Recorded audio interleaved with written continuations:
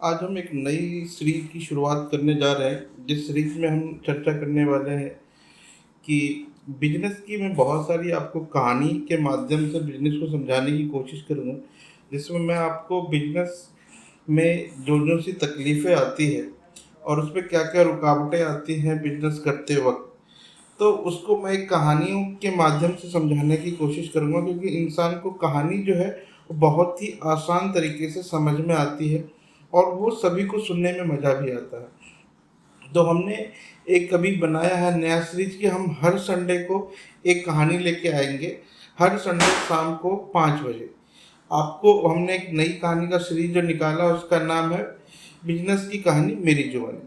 तो ये सीरीज में जो हमने पहली कहानी जो सिलेक्ट किया है, जिसका नाम है नटखट नान खटाई। अब देखिए, थोड़ा सा नाम को देख के आपको कहानी के बारे में थोड़ा सा लग रहा होगा अजीब सा है, क्या नाम है नटखट नान खटाई। तो कहानी में जैसे ही घुसेंगे आपको पता चलेगा, और ये कहानी आपको बहुत सारी बिजनेस की सीख देने वाली है, स्किल देने वाली है। ये कहानी है श्याम सुंदर नाम का एक बनारस में रहते थे व्यक्ति, जिनके दो सुपुत्र थे। पहला जो था वो सुशील और दूसरा जो था वो है सुमित। तो जो हमारी कहानी है वो छोटे वाले लड़के सुमित की और घूमती है। जो मैं थोड़ा सा इनके बारे में बता दूं, तो ये जो श्याम सुंदर जी हैं, ये रेलवे में इनकी नौकरी थी और अभी फ़िलहाल ये रिटायरमेंट ले चुके हैं, तो घर में ही रहते हैं ज़्यादातर। और इनका जो बड़ा बेटा सुशील है, ये भी अभी हाल फिलहाल में ही इनकी पुलिस में नौकरी लगी थी। और इनके फैमिली में ज़्यादातर लोगों ने सिर्फ नौकरी ही करी है और ज़्यादातर गवर्नमेंट सर्विस में रहे हैं। तो इनका कोई खास एक्सपीरियंस नहीं है, ना ही नॉलेज है इनको धंधे के बारे में। बट इनका जो बेटा है सुमित, इनकी एक दोस्ती हो जाती है एक बनिया के परिवार में। स्कूल में जहाँ ये पढ़ते हैं वहाँ पे एक दोस्ती होती है इनकी राजू नाम के लड़के से। और ये जो राजू है, ये एक जो गुजराती बनिया है, और यहाँ पे इनकी जो दोस्ती हो जाती है, क्योंकि ये पढ़ने के लिए दिल्ली आते हैं तो वहाँ पे इनकी दोस्ती होती है। अब वहाँ के माहौल में, वहाँ के लोगों के बीच में आके ये बहुत सारी चीज़ें सीखते हैं। ये धंधा के बारे में लोग वहाँ पे सारे के सारे टाइम चर्चा करते रहते हैं कि धंधा कैसे बनाना, स्टार्टअप कैसे करना, एंटरप्रेन्योरशिप के बारे में। और ये जो लड़का सुमित है, इसने इसके परिवार में कभी इन सब चीज़ों पे कभी बात ही नहीं हुई। बट ये जब राजू से इनकी दोस्ती होती है, जो कि एक बनिया परिवार से आता है, और वहाँ पे जब ये राजू से जब बहुत घनिष्ठ मित्रता होती है, तो राजू एक बार सुमित को अपने घर ले जाता है। और वो घर ले जाने के बाद अपने पापा की फैक्ट्री पे भी ले जाता है, और वहाँ देखता है कि किस तरह का माहौल है, वहाँ पे लोग किस तरीके से काम करते हैं, और किस तरह का बिजनेस का जो माहौल देख के वो थोड़ा सा शॉक हो जाता है, क्योंकि उनके परिवार में कभी इस तरह का माहौल ही नहीं देखा था कि हर कोई सिर्फ बिजनेस के बारे में बात कर रहा है और बड़े बड़े स्टार्टअप्स की बात कर रहा है, फंडिंग्स की बात करता है, और बिजनेस को ग्रोथ के लिए बात करता है, स्केल के लिए बात करता है। तो ये सारी चीज़ें चर्चा होती हैं। बट ऐसा सुमित के घर में बिल्कुल नहीं था, क्योंकि सुमित के घर में सभी का एक ही मानना था कि बस किसी भी तरीके से आपको तैयारी करनी है, नौकरी के अच्छे नंबर से आपको पास होना, और किसी भी तरह से आपको नौकरी हासिल करनी है। तो अभी मैं आपको बता दूं, सिर्फ 12th ही कंप्लीट हुए थे इस बार सुमित का। और यहाँ पे सुमित के फादर चाहते थे कि साथ में वो आगे की पढ़ाई कंटिन्यू रखे, और साथ ही वो कोई कोई एग्ज़ाम भी देते रहे कॉम्पिटिशन्स के। जैसे कि अगर देखा होगा कि आम परिवारों में क्या होता है कि नेवी में निकल जाता फॉर्म, या पुलिस का निकल जाता है, या फिर रेलवे में निकलता है। तो इस तरह के बच्चे जो खास करके मिडिल क्लास के जो बच्चे होते हैं, वो स्कूल ख़त्म होने के बाद इस तरह की चीज़ें फॉर्म भरने लगते हैं, जिससे कि अगर कहीं पे भी उनका अगर चांस अपॉर्चुनिटी मिले तो वो उसकी में लगे और अपना साथ में एजुकेशन भी चलाते रहे। तो ठीक इसी ही माइंडसेट के साथ उनका जो सुमित का परिवार था वो यही चाहते थे। बट जैसे कि मैंने आपको बताया कि जो सुमित की दोस्ती है वो ऐसे लोगों से हुई जहाँ पे सिर्फ धंधा के बारे में बात कर रहे थे, तो इसकी भी जो अंदर से चाहत थी वो जगी बिजनेस को लेके। क्योंकि ये भी थोड़ा सा देखा जब वहाँ की चकाचौंध, तो उसको लगा कि हम जो है इस तरीके से ज़िंदगी को जी रहे हैं और इसको भी थोड़ी गुलामी सी फील हुई, तो ये अपने फ्रीडम के लिए इन्होंने भी बिजनेस करने का ठाना। और बिजनेस करने का ठाना तब इन्होंने एक बार चाहा, जो सुमित था वो मिलना चाहा एक बार राजू के पापा से, और थोड़ा सा उनका पूरा का पूरा बिजनेस देखना चाहा, किस तरह से बिजनेस स्किल होता है ये सीखने के लिए उसने अपनी चाह जगाई। और वो पूरा का पूरा उनका जो बिजनेस सेटअप है वो घूमना चाहता था, देखना चाहता था। और राजू ने उसे घुमाया भी, और बल्कि अपने फादर से भी मिलाता है, और वो बताते हैं कि वो उसके संग अपनी फैक्ट्री पे ले जाते हैं।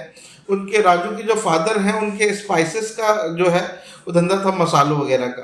तो मसाले का जो काम था इनका, और ये मसाले की जो फैक्ट्री थी जहाँ पे मसाले की मैन्युफैक्चरिंग होती थी, और उनके फादर वहाँ पे भी रहते थे। प्लस इनके बहुत सारे स्टोर भी थे, ऑफलाइन स्टोर, जहाँ पे ये इनके मसाले सेल होते हैं। बहुत सारे शॉपिंग कॉम्प्लेक्स में भी और इनके रिटेल स्टोर में भी माल रखे होते थे।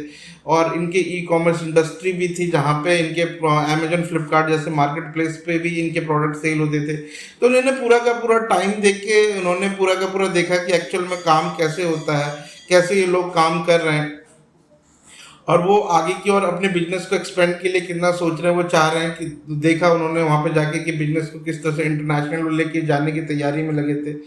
तो उन्होंने, और ये जो उनका बिजनेस था वो उनकी फैमिली बिजनेस था, और सारे के सारे फैमिली के जो लोग थे, जैसे राजू के फादर, राजू के ग्रैंडफादर, सारे के सारे इसी बिजनेस में इन्वॉल्व थे, और सबके सब मिल के यही बिजनेस को बड़ा किए जा रहे थे।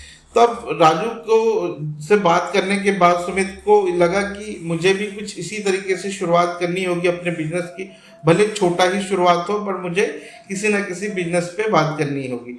और फिर राजू अपने पापा से जब मिलाता है सुमित को, तो सुमित अपने जितने भी जिज्ञासा वाली क्वेश्चंस थे कि मैं बिजनेस को कहाँ से शुरुआत करूँ, कैसे शुरुआत करूँ, फंडिंग्स के बारे में, और जितने भी जो नए बंदों को एक क्वेश्चन होता है ना कि हाँ मुझे क्या क्या दिक्कतें आ सकती है, वो सारे के सारे क्वेश्चन उसने पूछे।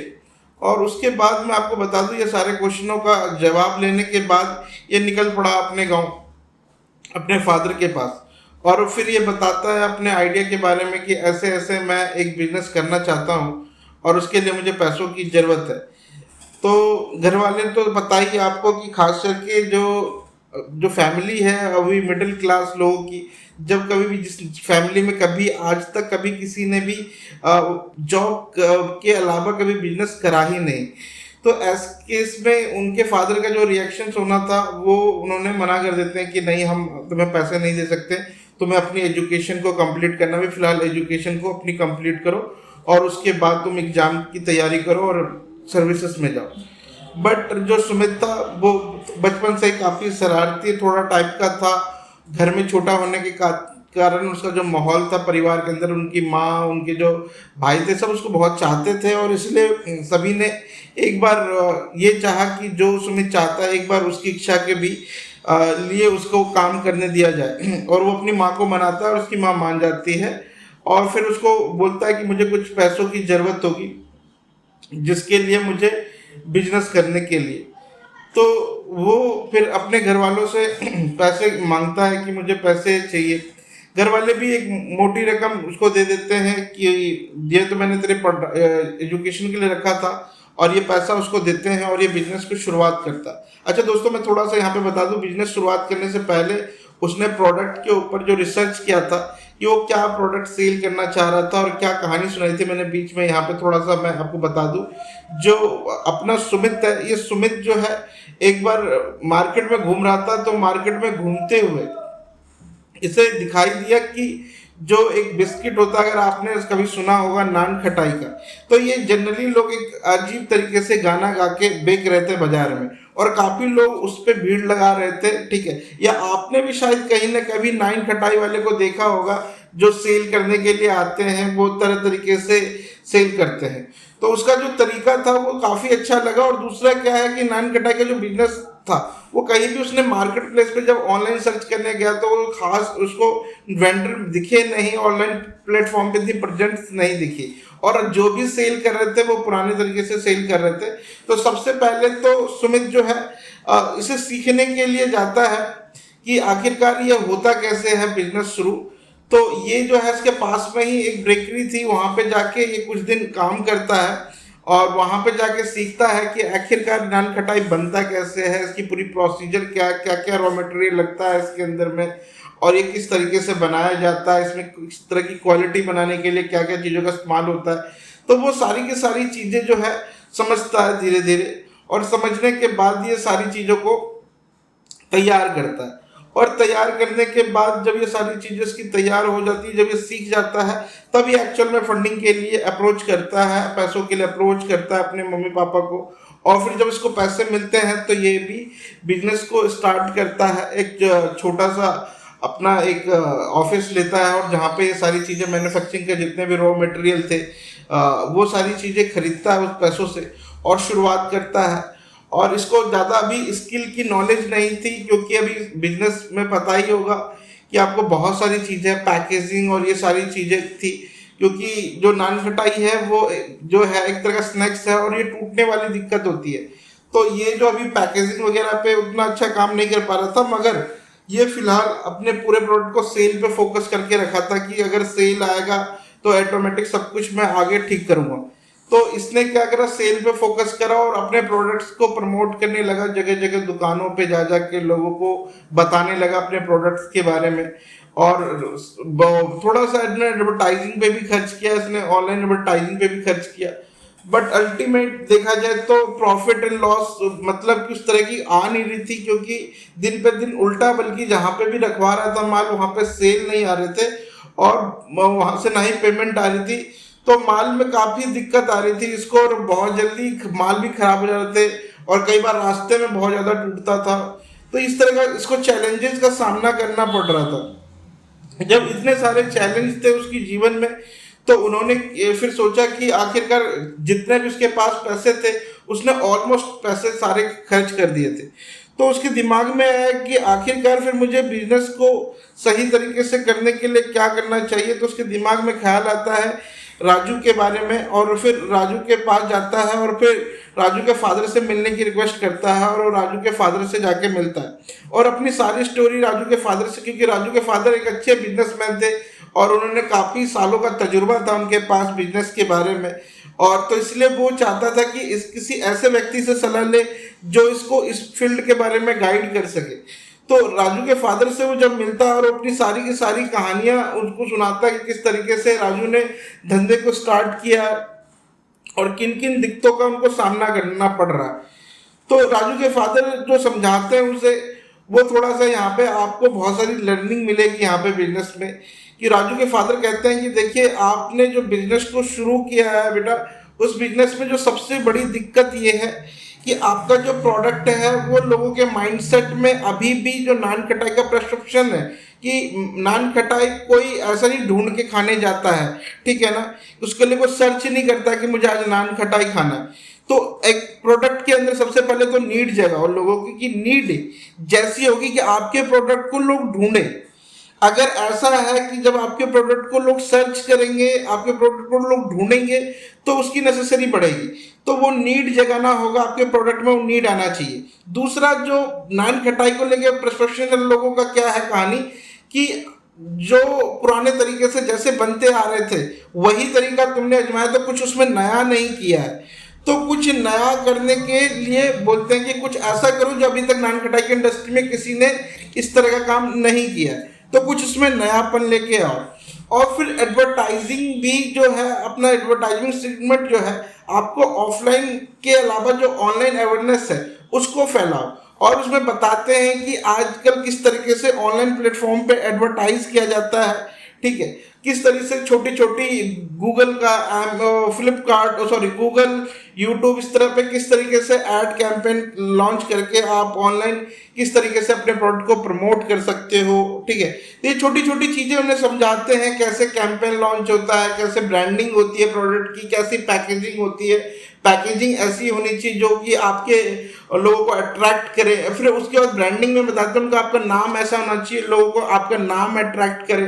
तो ये सारी चीज़ें जब उनको पूरी तरीके से बताते हैं तो वो अपने बिजनेस में फिर इम्प्लीमेंट करता है, और फिर वो सारी चीज़ें अपनी जितनी भी पीछे गलतियां होता है वो गलतियों को समझता है और सीखता है कि आखिरकार उससे क्या क्या गलती हुई थी। देखिए, सबसे पहले उसने जो बिजनेस शुरू किया था, तो बिजनेस में जो उन्होंने पहली गलती करी, वो गलती ये थी कि सबसे पहले उसने बिजनेस का जो नाम जो सिलेक्ट किया, वो नॉर्मल नान खटाई रख दिया था। और उसके बाद जो उसके दिमाग में आया कि थोड़ा सा इसको ब्रांड करने के लिए एक ब्रांड का नाम चाहिए, और ऐसा ब्रांड का नाम चाहिए जो कि इसकी ब्रांड के संग जुड़े रहे। तो उसने क्या करा कि अपने जो प्रोडक्ट है, उस प्रोडक्ट के नाम के आगे एक वर्ड जोड़ा, नटखट। अब ये देखिए, नटखट जो वर्ड है वो बचपन से बहुत शरारती थे, घर में लोग उसे नटखट नटखट बोलते थे। उसके दिमाग में आया ये नाम, उसने क्लिक करा और उसके बाद उसने इस वर्ड को अपने प्रोडक्ट के संग ऐड किया। अब इसका नाम रख दिया नटखट नान खटाई। ठीक है, नटखट नान खटाई रखने के बाद थोड़ा सा देखेंगे कि नाम के प्रोनाउंसिएशन में ही थोड़ा सा जो चीजें हैं कि चेंज हो जाती है। अब इस ब्रांड के नाम में जो बातें हैं वो उसने अपने प्रोडक्ट के भी अंदर लेके आया। नटखट मतलब शरारती। अब देखिए, इसने क्या करा कि अपने फ्लेवर के अंदर, अपने प्रोडक्ट के अंदर इसने क्या करा कि जो नान खटाई है, अगर आपने उसको ऊपर से जो उसका फ्लेवर है वो रखा है तो बहुत ही मीठा सा लगता है। जैसे ही आपने उसको तोड़ा, हल्का सा उसमें कड़वा वाला फील आता है, यानी वो नटखटपन करता है अंदर में। तो उसके अंदर अलग अलग तरह के फ्लेवर है। थोड़ा सा किसी में नमकीन का फ्लेवर आता है, अंदर जाके वो स्वीट हो जाता है। तो उसने फ्लेवरों के संग नटखटपन शुरू करा कि ये चीजें ट्राई करी, किसी को सॉल्ट के संग, किसी को नमकीन के संग, मिठाई के संग, क्रीमी के संग, चॉकलेट के संग। तो इसने तरह तरह की चीजें शुरू करी और अपने हर एक फ्लेवर के अंदर में एक डिफरेंट अंदर में फ्लेवर देता था। कि अंदर जब शुरुआत में लेता था तो कुछ और होता था, जब वो अंदर में टूटता था तो उसका अलग तरह का फ्लेवर आता था। अब ये दोनों से अंदर में एक हुक जनरेट हो जाती थी लोगों के खाने से कि इसके बाद कौन सा आएगा और कौन सा वो लगेगा, तो लोगों को हुक लगने लगा। और ये हुक जो है इसके बिजनेस के लिए बहुत बड़ा वरदान साबित हुआ। और आगे चल के इसने जो अपने प्रोडक्ट्स में जो चेंजेस करे, इसने अपनी पैकेजिंग को भी समझा कि जो मेरा प्रोडक्ट है इसमें पैकेजिंग है वो दिक्कत दे रही है। और वो पैकेजिंग को सही तरीके से समझने के बाद इसने अपनी पैकेजिंग को भी ठीक किया, जिसमें इसका वो जो प्रोडक्ट है वो टूटने ना, और वो किस तरीके से ज़्यादा सेल कर सकता है, और उसके जो लोगो, ब्रांडिंग, वो सारी चीज़ों पे भी काम किया। जिस स्टोर में उसने अपने प्रोडक्ट रखाए थे वहाँ पे भी इसको समझ में आया कि आखिरकार उस स्टोर से इसके प्रोडक्ट बिक क्यों नहीं रहे थे, क्योंकि जो बड़े ब्रांड्स थे वो स्टोर में जो है अपने प्रोडक्ट ऊपर दिखाने के लिए अलग से एक्स्ट्रा पे करते हैं। और ये सब चीज़ें रीजन से धीरे धीरे समझ में आई कि बड़े स्टोरों में लोग क्या क्या दिक्कत आती है सेल करने से। थोड़ा इसको एक्सपीरियंस मिला और फिर इसने इन चीज़ों को समझ के इम्प्लीमेंट करा अपने बिजनेस में। नमस्ते भैया। उसके बाद उन्होंने बिजनेस को थोड़ा सा आगे कैरी ऑन किया, और उसके बाद थोड़ा सा इसने क्या किया कि बिजनेस में इसने ऑनलाइन कैंपेन लॉन्च किया। और ऑनलाइन जो कैंपेन थे इसके, वो ऑनलाइन कैंपेन को लॉन्च करने के लिए बिजनेस को उसने कई तरह का ऐड बनाया। अब देखिए, जो नान खटाई का जो उनके राजू के फादर ने सजेस्ट किया था कि थोड़ा सा आपके दिमाग में आना चाहिए नीड, लोग से सर्च करें। तो इनका जो प्रमोशन सेक्टर था इसने उसको भी चेंज किया। लोग बाग क्या होता है, देखिए इंडिया में एक होता है ना कि एक सुबह की भूख होती है, जब आदमी फटाफट निकलता है, उनके पास टाइम नहीं होता खाना खाने का, तो सोचता है कि जो हल्का सा ब्रेकफास्ट कर लूँ और मैं निकलूँ। तो ये जो मॉर्निंग ब्रेकफास्ट है वहाँ पे इस तरह के अपने डेजर्ट्स, बिस्किट, स्नैक्स को प्रजेस्ट करता है कि आपके पास मॉर्निंग में टाइम नहीं है और ब्रेड खा खा के ऊब गए हैं, तो आप ट्राई कर सकते हैं नटखट नान खटाई चाय के साथ। तो इस तरीके से कैंपेन बनाता है। शाम की छोटी छोटी भूखों के लिए आप ट्राई कर सकते हैं नटखट नान खटाई। तो ये इस तरह की जब इसने कैंपेन्स ऑनलाइन प्लेटफॉर्म पे बनाया, और ये इसका जो प्लेटफॉर्म पे ऑनलाइन पे हिट किया, छोटे छोटे ये रील बना के डालने लगा, यूट्यूब शॉर्ट्स बनाने लगा, इंस्टाग्राम पे रील बना बना के इस तरह चीज़ें डालने लगा। तो इसके जो कस्टमर की रीच है धीरे धीरे बढ़ने लगी। फिर इसने देखा कि जो इसके प्रोडक्ट्स हैं, ये जो बर्थडे में क्या होता है, आजकल इंडिया के हर घर में बर्थडे बनता है, और उस बर्थडे में देखेंगे कि केक के बीच में नमकीन और ये सारी चीज़ें, टॉफियाँ, और इस बीच में एक बिस्किट भी होती है। तो इसने सोचा क्यों ना उस बीच में बच्चों से रिलेटेड प्रोडक्ट, ये जो चीज़ है नटखट, ये बच्चों से रिलेवेंट भी कर रहा है, और यहाँ पे अगर ये बिस्किट आया तो ये जो है वहां पे भी मार्केट कैप्चर कर सकता है। तो जितने भी केक्स की बेकरी थे वहां पे भी जाके कांटेक्ट करता है और अपने बिस्किट्स को वहां पे रखवाता है और उसके बारे में बताता है कि आप आगे पिच कीजिए। और ये बच्चों को बर्थडे से रिलेटेड जो है हैप्पी बर्थडे वाला बिस्कुट बनवाता है, जिसपे बिस्किट पे ही लिख के आता है हैप्पी बर्थडे बिस्किट। तो ये जो हैप्पी बर्थडे नान खटाई, तो ये हैप्पी बर्थडे वाले सेगमेंट पे, किड्स वाले जोन पे भी काम करता है, जिससे कि बच्चे अट्रैक्ट होते हैं। अच्छा, इसमें बहुत सारे सेगमेंट पे इसने काम किया। बच्चों को कई बार इसमें नाम के लेटर बनवा दिए, जैसे ABCDEF, इस तरीके से कि कोई ना कोई लेटर से तो बच्चा रिलेवेंट करता ही है और उसका किसी ना किसी लेटर से नाम होता है, तो कहता है ये मेरे नाम का लेटर है और ये नाम का मेरा बिस्किट है, इस तरीके से। तो इसने बच्चों को भी थोड़ा सा समझा और उस हिसाब से इसने रिलेवेंट करा। उसके बाद इसने मार्केट को धीरे धीरे धीरे धीरे समझना शुरू किया और अपने बिजनेस को एक्सपेंड करना शुरू किया, और इसका बिजनेस जो है वो धीरे धीरे एक्सपेंड हो गया और इसकी बिजनेस एक दिन सक्सेस हो गई। देखिए, मैंने इसमें जो भी बिजनेस के लेसन बताया है, मैंने आपको ये सारी की सारी चीजें मैंने खुद से बनाई है, खुद से बताई है। और ये सब चीजें कहीं भी कोई ऐसा कोई ब्रांड नहीं है, ठीक है, ना ही कोई ऐसी कोई कंपनी है।